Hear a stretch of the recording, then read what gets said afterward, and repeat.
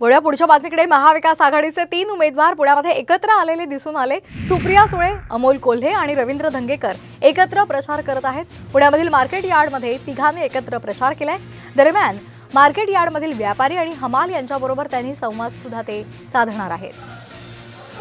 तर आपण हे दृश्य पाहतोय, या मार्केट यार्डमध्ये तिघांनी एकत्र प्रचार केलेला आहे। पुण्यामध्ये ही दृश्य आपण पाहतोय। सुप्रिया सुळे, अमोल कोल्हे आणि रवींद्र धंगेकर एकत्र प्रचार करतायत आणि यावेळी ते तिथले हमाल आणि तिथले जे व्यापारी आहेत त्यांच्याशी सुद्धा संवाद साधणार आहेत। महाविकास आघाडीचे 3 उमेदवार पुण्यामध्ये एकत्र आलेले आहेत आणि त्यांचा एकत्रितपणे हा प्रचार सुरू आहे।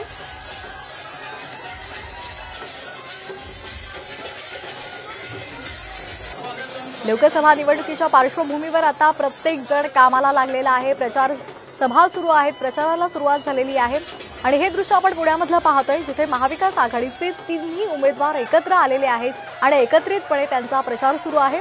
सुप्रिया सुळे, अमोल कोल्हे आणि रवींद्र धंगेकर हे एकत्र प्रचार करतायत। पुण्यामधील मार्केट यार्डमध्ये या तिघांनी एकत्र प्रचार केलेला आहे।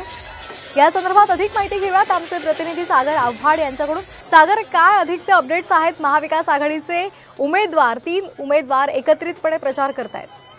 नक्की पुण्यातील मार्केट यार्डमध्ये शिरूर, त्याचबरोबर बारामती आणि पुणे शहर महाविकास आघाडीचे 3 उमेदवार आहेत, ते एकत्र प्रचार करतायत। आता पुण्यातील मार्केट यार्डमध्ये दाखल झालेले आहेत। शारदा गणपतीची आरती त्यांनी केलेली आहे आणि मार्केट यार्डमध्ये आरती असतील, व्यापारी असतील, त्याचबरोबर हमाल असतील, मोठा संपर्क जिल्ह्याचं हे अत्यंत महत्त्वाचं ठिकाण म्हणजे मार्केट यार्ड मानलं जातं आणि या मार्केट यार्डमध्ये ते प्रचारासाठी दाखल झालेले आहेत आणि आता ते या सर्वांशी संवाद साधतात। त्यामुळे वेगळी रणनीती या सर्वांकडून आखली जाते आणि महाविकास आघाडीचे उमेदवार हमालांमध्ये असतील किंवा व्यापाऱ्यांमध्ये जाऊन शेतकऱ्यांमध्ये जाऊन शेतकरी हिताच्या गोष्टी करतात आणि आपलं बाजू जी आहे ती। अगदी धन्यवाद सागर, आपण दिलेल्या या माहितीसाठी। तर हमाल आणि व्यापाऱ्यांशी सुद्धा ते संवाद साधतायत, त्यांच्या समस्या जाणून घेतात आणि त्यांना आश्वासनं सुद्धा दिली जात आहेत।